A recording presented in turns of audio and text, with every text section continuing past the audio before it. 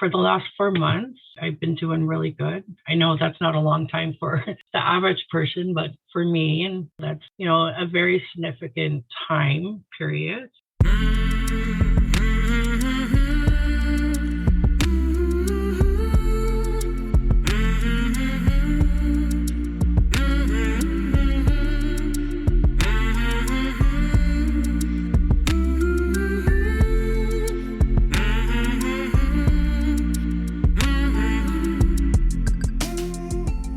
Hey there, my name is Sean, and this is Suicide Noted. On this podcast, I talk with suicide attempt survivors so that we can hear their stories. Every year around the world, millions of people try to take their own lives, and we almost never talk about it. And when we do talk about it, many of us, including me, well, we're not very good at it. So one of my goals with this podcast is to have more conversations, and hopefully better conversations, with attempt survivors. Thanks to all the survivors who have joined me on this podcast since we first launched back in July of 2020. And to everybody who listens. I really appreciate it. If you are a suicide attempt survivor and you'd like to share your story, I'd love to talk. Please reach out.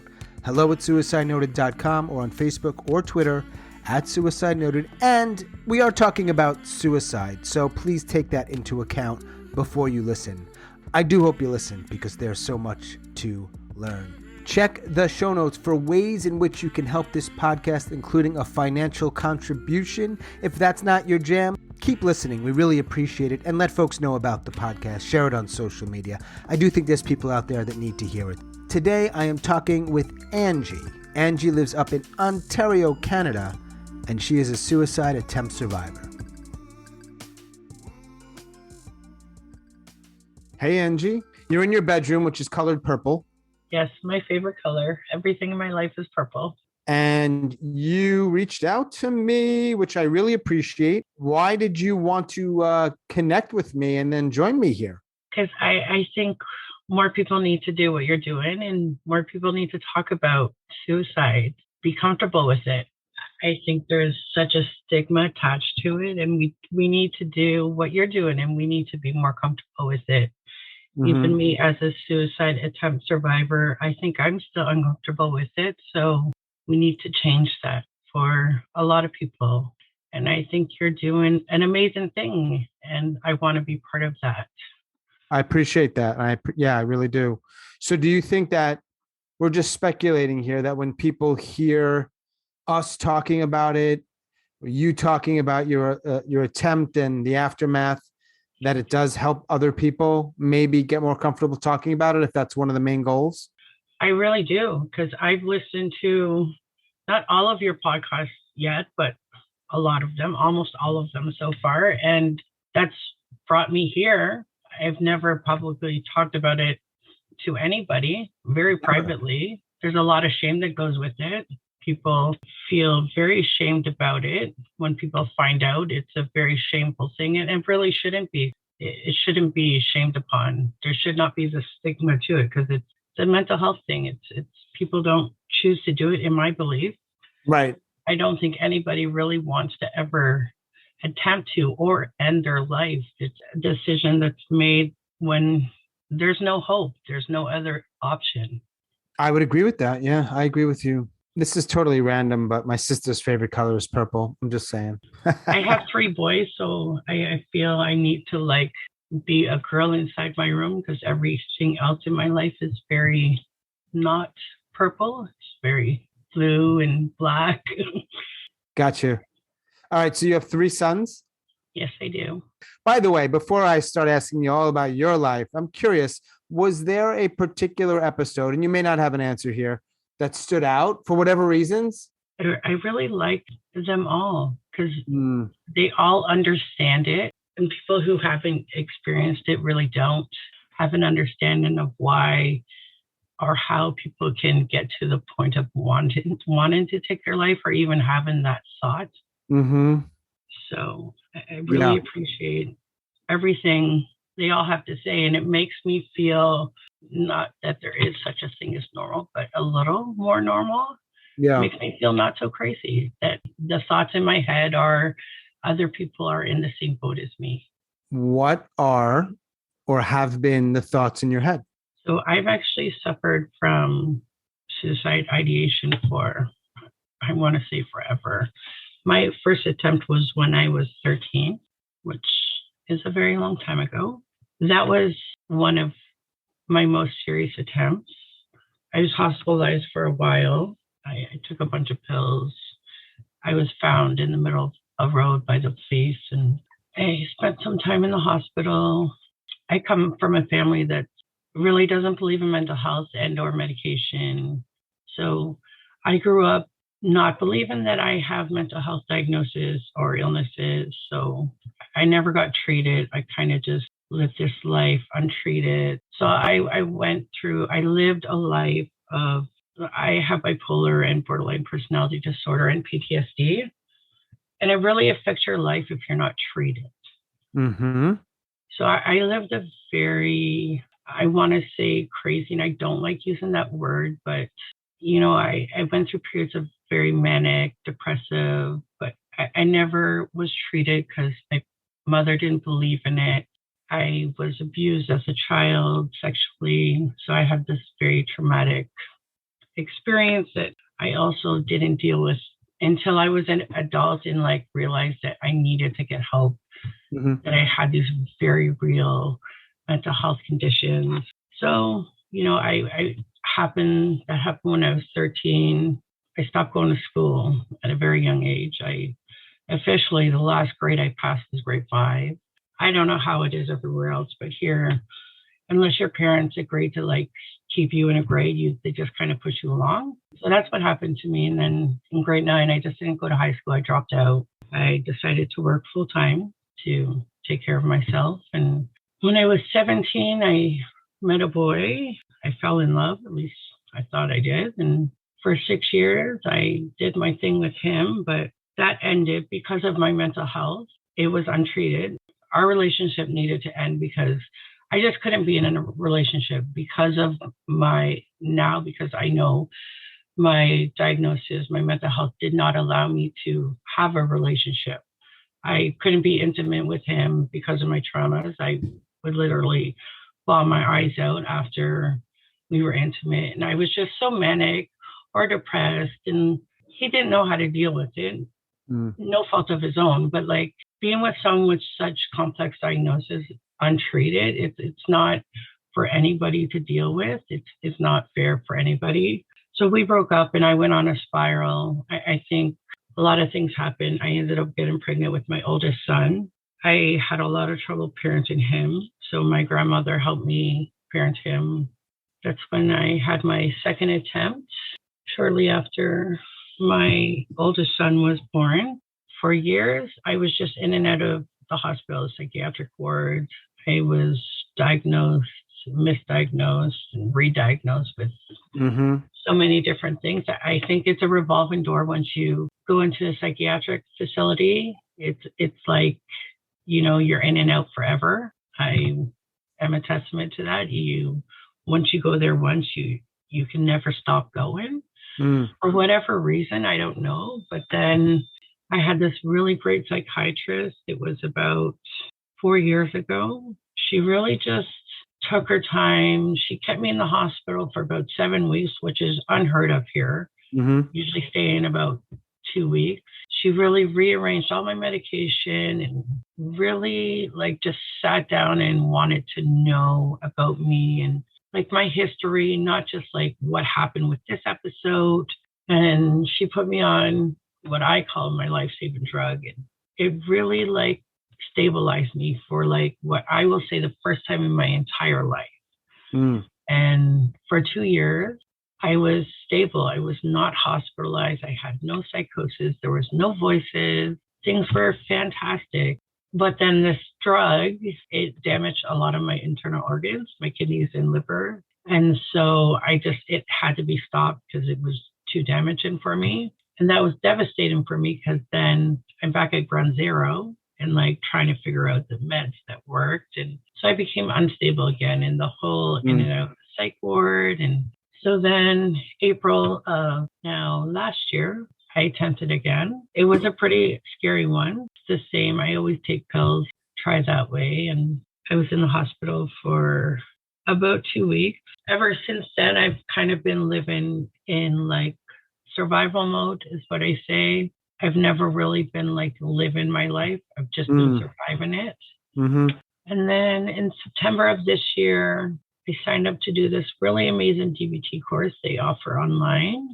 It's really made a really big difference for me. I've done DBT before and it's had a profound impact on me, but for some reason, this particular course really, it was really just different. The instructor was really amazing and she just had really powerful words that really to this day stick with me and help like ground me. And yeah, I had another attempt in October, but I had some very big personal things in my life happen. I lost ties with my mother and some other personal things. But for the last 4 months, I've been doing really good. I know that's not a long time for the average person, but for me and other mental health people, that's, a very significant time period. Mm. Push and go, but I have right now too, I have a very good psychiatrist and I've had her for almost 2 years, but I'm finally to the point with her that I trust her. I know that may sound weird to say, but I've had a lot of psychiatrists and I feel most of them, not most of them, a lot of them are just like, you go, they prescribe you medication and they send you home. And that's kind of like what their job is. But she's very different. She really cares about me, not just me, all her patients, like holistically. She's a very safe space for me. I'm at the point where I can trust her and I really feel that she really is a safe space for me. So I really feel like I'm in the right direction to like go to a place where I can actually like find a life worth living instead of like a life worth surviving. And I'm really like, I have children who actually suffer from mental health too. So it's like even a bigger issue for me to be like here and try to like have a conversation publicly about it. Because I not only have to advocate for myself, I'm an advocate for my children as well. Mm-hmm. It's really hard to advocate for mental health. It's not an easy road, and I've learned that for myself. And I'm fighting this battle for my children to even get them mental health services. So I really appreciate what you're doing, and it's a step in the right direction. Thank you for sharing all of that. I appreciate it. So I want to go back. Just you'd said a few things, and I wrote some stuff down. And I want to make sure I understood you correctly. And I might have a few questions if that's okay. So you said you stopped going to school when you were young. And your first attempt was when you were 13 years old. You took pills, the police found you, and you were hospitalized. Were you unconscious? Because I'm always wondering how people respond to these types of situations. Were they kind to you, the police and the people in the hospital? Or they treat you, and also you were quite young as well. Did they treat you nicely or not so nice? Or do you have any memories of that? I don't remember my interaction with the police. I was unconscious. I know actually most of what happened from my childhood, I know from finding out as an adult from reports and stuff. I do remember being in the hospital, bits and pieces of it, because I was sent to actually a different hospital than what is my local hospital, because I was sent to a hospital where they have a children's program. I remember it not being a bad thing. I do remember, though, that's where I self-harm, and that's where I learned to self-harm, because my roommate actually used to cut, and that's where I learned how to do that behavior. So that's not a great thing, but like in terms of like staff and programming, it was not bad. I will say, though, over the years, I've had a lot of interactions with police and apprehensions under the Mental Health Act with police, and I've had some very, very good experiences and some very not so good experiences. I actually have a very good friend who is a police officer who I met because he actually apprehended me a few times. And because of that, he just wanted to keep in touch with me because we have a personal similarity in his personal life and my personal life. And he felt the need to reach out to me personally. So there's been some good that's come out of my bad situations. Mm-hmm. So at some point you get diagnosed, and I imagine this was a little bit later in your life, with bipolar, borderline personality, and PTSD, which is any one of them is a challenge.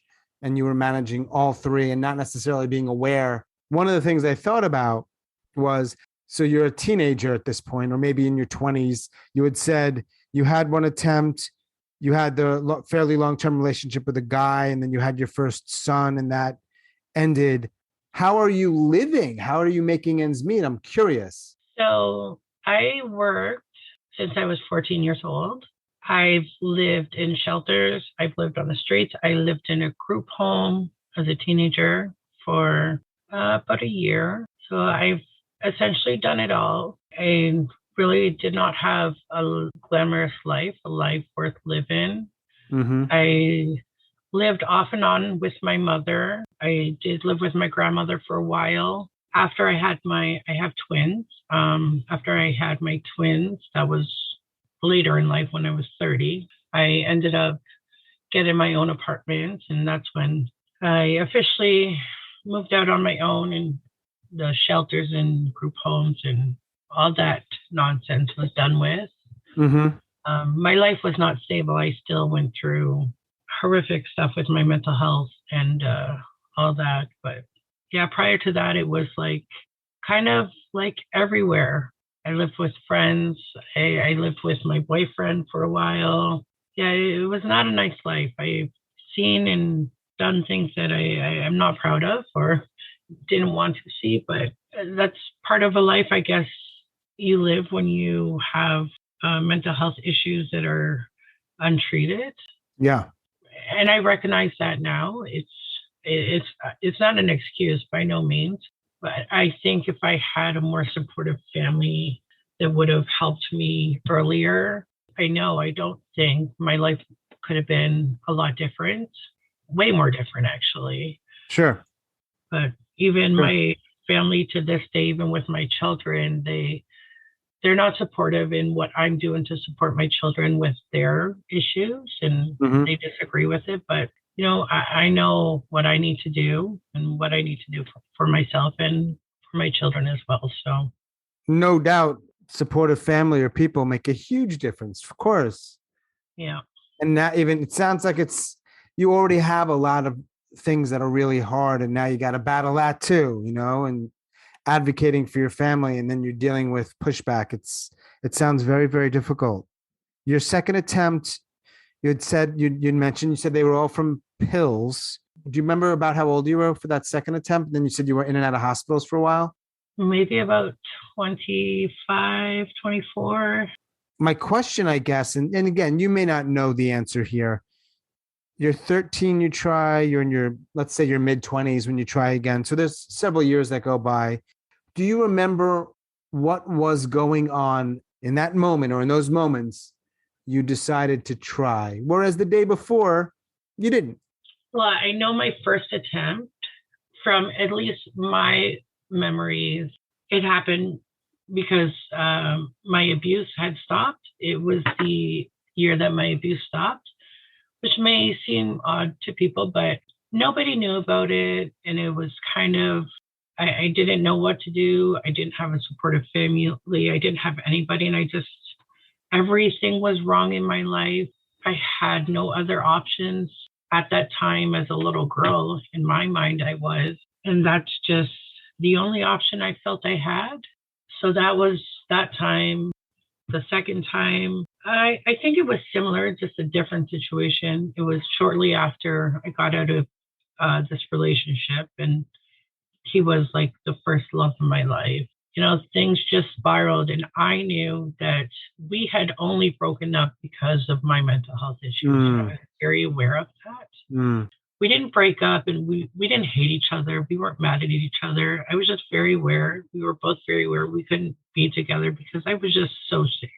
Like, I couldn't be with him intimately. I didn't really like him touching me. It was too traumatic for me. I was, manic, all these things. So that was hard to let go of something that was so great, but it just couldn't happen. And, I had this little baby, and I couldn't, even when I first had my child, I couldn't bathe him because of my traumas. It was too traumatic for me. I felt wrong. So all those things. And that was just, again, I felt like my only option was to just not be on this earth because nothing was right for me. I Mm-hmm. couldn't be a mom. I couldn't be a girlfriend, so there was nothing left for me. Like I just couldn't be a human being. I was doing nothing right. It's tough to have that realization in your mind. It's not an easy place to Mm. be. Yeah. You survive that. And then I don't know how much time goes by until last year. What's interesting about that is the gaps, right? There are some gaps and you're surviving. It sounds like, and I could be way off here, like you're fighting for a long time and then you just can't do it anymore. And then you're fighting for a long time and you just can't do it anymore, which makes sense. And so in April 2021, if I heard you correctly, you tried again with pills, yeah? Yeah, actually, I think it was February, but yes, Okay. Early 2021, about a year ago, more or less, yes. a little less than a year ago. And was there anything going on then in particular? It was the anniversary of my grandmother's death. It was my 40th birthday, which I felt like was the end of the world for some reason. I'm not sure why. Logically, I can't answer that question. I just felt like it was the worst birthday in the world. But the death of my grandmother, her anniversary was a big thing. And I've been struggling for a while, and I think everything was just no piling. I am a single mother and I don't have support. So that adds up every day. And like eventually you get to a point where it crashes and your body just gives up. That all happened in February. And Do any of your three sons know about any of your attempts? so in February, I don't know exactly how much my oldest son is a teenager. I don't know how much he knows, but I did leave somewhat of a suicide note, but not so specific. I just kind of said like, I'm so sorry. Like I try very hard and I love you guys, and like kind of general, not like goodbye, definitely. And he was the one to find it. He wrote me back a note and he just said he loves me, and he's sorry, and there was some alcohol because whenever I overdose, I drink too, and I'm not a drinker ever. So he wrote that he was throwing away the alcohol, and basically that was it. And that specific incident was never talked about. But since then, me and my kids have talked very openly about my conditions, my diagnosis, and like what it looks like when I get sick. Mm. So yeah, I'm not sure exactly how much specifically he knows about me attempting suicide, but my younger ones do not know. Mm-hmm. But they know that I have been sick, that I can get sick, that I can experience and have experienced psychosis. They know what to do if I do get sick. They know that they need to call 911 if like I'm like talking to somebody else or like hearing things. They're Mm-hmm. very mental health aware. It's a very open conversation in my house. But suicide in me specifically is not, but we do talk about suicide. When we started talking, you said that very few people know Yes. about what you've gone through. So it sounds like, other than obviously like a doctor or a nurse or a police officer who finds you, is there anybody who knows? No, because people don't know how to talk about it. And people, I think actually the last podcast I listened to, the one you just posted, I think this week or today, people ask you like, how are you? And they only want to hear you say you're good or fine. Because if you say anything else, they really don't know how to respond. If you tell someone you're suicidal, they don't know what to say. And, it's not their fault. People just don't know how to respond because we don't talk about it enough. And in my life, I know personally, if I have said very few times that I'm not well or like I'm feeling this way, a lot of people will like change the subject. Oh, this happened to me today. And I'm like, wait, I just told you this really big piece of information. Like, why are we changing the subject? But that's what happens. Mm-hmm. Right. And I have a tough question here, and maybe an unanswerable question, but I was thinking, how would you want people to respond? And I imagine one way, based on what you just said, is not to change the subject to start with. Yep. Are there any, I mean, I don't want to say, hey, Angie, give people some tips on how to communicate better, but is there something that comes to mind that people can think about? should that conversation come up? Well, one thing they can do is listen, you know, maybe even ask the person what they need, ask questions, sit with them. Don't judge the person. It's one thing I get. People judge, Mm-hmm. criticize. People just don't listen is a big thing. They just don't listen. They dismiss all too often suicide thoughts, ideation. They dismiss it too quick or Mm. totally. People just need to listen. They need to be open. It's really hard to say because I think every person with suicide ideation and or thought needs different things in different times. Even me personally, at different moments, I need different things. Sometimes I need someone to listen. Mhm. Sometimes I need someone to like talk, tell me they're there for me, Mhm. that they're going to sit there and they're going to cry with me or they're going to give me a hug. But just like, don't be dismissive. Don't pretend that you didn't hear what I said to you. Like, acknowledge that I said it to you. Mm. I think those are really big things. Huge. And don't be scared. Like, don't be frightened because it's not like I'm telling you I'm going to do something dangerous to somebody else. Like, I'm not a danger, not a monster. It's just Mm. feelings, not a bad thing. Do you have anybody in your life to talk to about this stuff who can do the things you just suggested people do? I'm slowly building my little village. It's a Nice. work in progress. It's getting there. Yeah. It's getting better. It's better than what it was, but it takes time. Yeah. A lot of time. And you'd said also, so about a year ago, you tried, and then what happened in October? Yeah, October 14th. Yeah, I have some big things going on with my family. I essentially cut ties with my family, and Mm. things were just, overwhelming. I had been planning it for a while. It was supposed to happen before, and I kept putting it off because I didn't want to do it, and I was holding on hope and Mm. looking for ways to like not do it. I'm going to say it was an impulsive act, even though I had planned it. And I tried to call for help. And I called this, we have this 24-hour crisis line here in where I live. And the response I got from the crisis worker was very just disconcerting. And she basically said, like, if I'm planning to take pills, then I just needed to call somebody else and to not bother them, basically. And I was just like, that's everything I needed you not to say. And I Mm. just hung up the phone and like took all the pills. I was like, I called you because I really wanted you to like help me get through this moment. And I'm not putting that on her at all because it was absolutely my decision. But like, I hope she hears this. yeah, I hope so too. I've actually had a conversation with her supervisor because it was absolutely everything she should not have said to me in her Mm-hmm. position.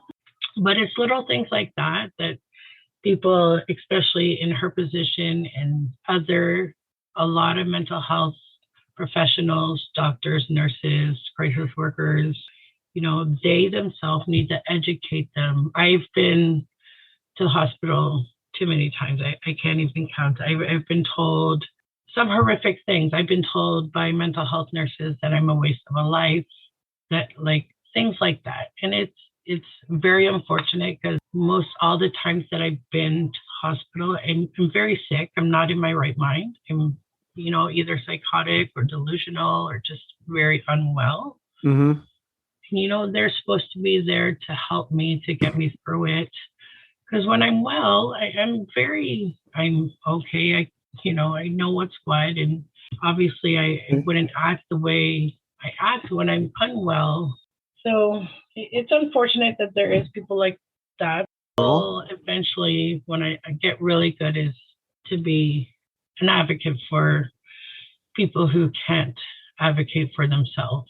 To do something like you're doing, or when I get Yeah. good, I'm going to do something like that. Good. Given what you've gone through, which is it's a lot, and the fact that it doesn't seem like there's a lot of people, or there's very few people who you can really have these conversations with. But you said you're building that village. You said that Yes, that's something that's happening. But what do you think is the thing? If there's one thing, and there's probably several, but the thing that people most misunderstand about you? I'm able to present myself very well. Mm-hmm. I've been told this by a therapist that I've had for a very long time. So I can be very sick and present myself very well. That causes people to like not help me because they'll say things like, "Oh, you're fine, you're okay, you're doing good." And then I'll go home and like fall apart. I don't know if I'm saying that right, but I think people perceive me wrong because I am not good with like telling people I need help because I've always been ashamed and then I don't always have the right words. So I think people misjudge me a lot like that. I've had actually my attempt in February. I'll say this kind of quick.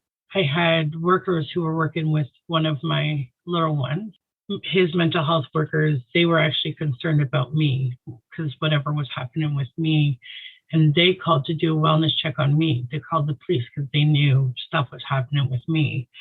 And the police and the crisis worker, the mobile crisis workers, came to my house to check on me. And I managed to convince them, because that's what I do, that I was fine. It was not even 4 hours later. I was found unconscious because I overdosed.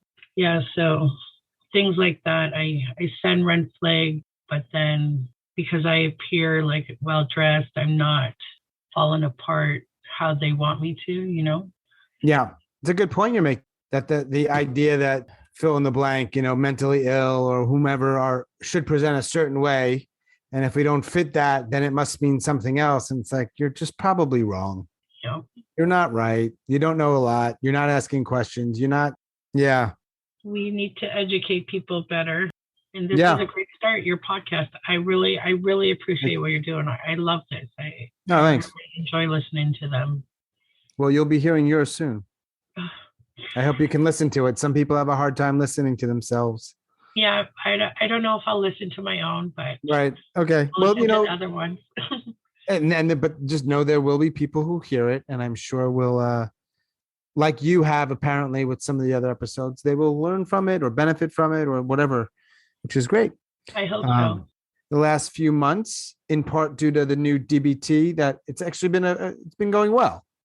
Yes, DBT has been a lifesaver, along with my psychiatrist, and a good combination of medication. Yeah. It's been a lot of hard work, though. It hasn't been easy. I struggle, but sure. I think I'm on the right path. I think I'm getting there. Yeah, I mean, it sounds like, tell me if I'm wrong here, that if you weren't on that path, you probably wouldn't have reached out. I believe so, yes. Yeah, that's a sign. Yes, I believe so. Now, if you hear the podcast, I almost always ask this question, and I'm going to ask you. I know the future is impossible to know, but the likelihood that you think you'll try again. You've tried 4 times, if my math is correct, if I heard you correctly. What do you think? I mean, I know we don't know the future, but you. I want to say I hope. I don't, but it's like what I know. It's a bad habit I need to break. But I'm getting really good at like telling people when there's like signs I start to hoard my medication and stuff like that. So I'm getting really good at telling people when I'm starting to notice me doing those things. Mm-hmm. So I want to say hopefully not. I don't know, right? Yeah. But I really hope not, because I really feel really empowered the last couple of months. Nice. Feel really different for the first time in my life. I've made some very good boundaries. People who are just toxic in my life. I want to say no. And, I hope I can stick to that. I really hope I can. I hope that for you. I'm curious, given what you shared, it's just been like a lifelong struggle. And then you say recently it's been positive and you feel empowered. In addition to being able to set boundaries with certain people that are toxic, is there anything else sort of day to day, like in your life, that's just better? I think just everything is getting better because of me being able to stand up for myself, speak up for myself, set boundaries. Mm-hmm. Things are getting better with my kids. So yeah, because one thing gets better, it's like a domino effect. Mm-hmm. Everything has that chain reaction. Mm. So yeah, I think everything is slowly getting better. It's like a really good chain reaction. So yeah, I would think everything is getting better, but it's a process. It's like not overnight. And I don't want to like hold my breath. I'm still waiting for the bad thing to happen because bad things always happen in my life, but I'm being optimistic and I'm hoping for good things to continue to happen. Mm. Anything else you want to share? I want to thank you again for joining me. I'm glad with Zoom that you in Ontario and me in North Carolina can just connect and talk, I know I love it. right? Is there anything else that you want to share with whomever might stumble across this episode of this podcast and hear Angie in Ontario? I hope it helps somebody. I just want to say to whoever listens, like, stay strong. There's hope. We're in this together. Like, don't give up. Mm. Purple. Yes, purple. Good color. It is. It's a strong color. It is a strong color. Well, I wish all those things for you. 2022. Let's cross our fucking fingers. Yes. That it's okay. COVID-free 2022. That's my wish. Let's hope that happens. And I wish for you all the things that you want, that you said. Not just to not attempt or not be dead, though those are starting points, but to actually, even sometimes, and I say this for myself, not just to you or others, like sometimes things are okay. Maybe, hopefully. I hope to get there too one day. I'm getting there though. Awesome. And I appreciate you. This is important what you're doing. It really is. Thanks. Trying. It really matters. I appreciate that. It's good to hear that. Thank you. All right, Angie. Hope your evening goes well, and I'll connect with you soon. Okay. Okay. Thank you so much. Take care. Good night. Good night.